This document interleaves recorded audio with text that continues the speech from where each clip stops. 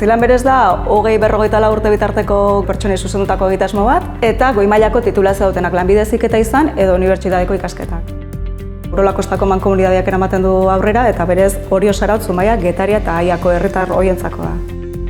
Yo había perdido la esperanza, en verdad, de trabajar de lo que yo había estudiado. Zailtasun asko aurkitzen ditun biden, ze batetik edadia, bestetik emakumia, bestetik ama. Zenean espetatiba zian, lanian hastia.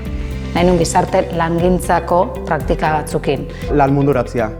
3 atal ditu, aktibatu fasea, prestatu fasea eta gero baliabide bat aukeratzen da lanekin kokatu edo talentu iesa. Atzilan hasi zen aktibatu faseakin, non elkartu ginean 15 pertsona adin desberdinetakoak, mundu desberdinetatik gentozenak.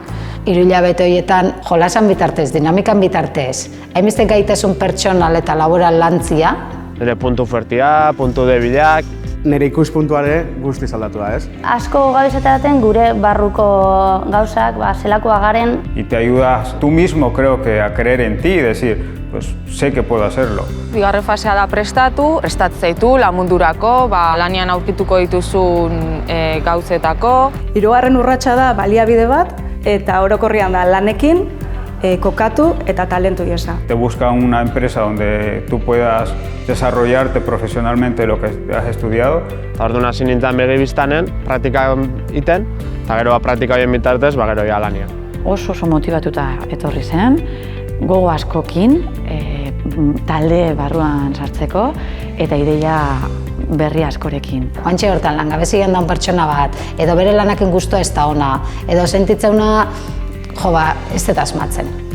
Horietan nahi, nik esango nileke etortzeko inongo dudik gabe. Gerturatzeko Urola Kostako elkartera, ze azilan egitasmoak landuko ditulako hainbat gaitasun bere buruangan sinesteko, salmenta hori hautaketa prozesuetan hobeto egiteko, eskualdeko enpresa bat ezagutuko du, eta eraberian bere kurrikuluma balio erantzi hori izango du, ez? Eta edo zein gomendatuko nioke. Baita lanian dago nahi ere, bai.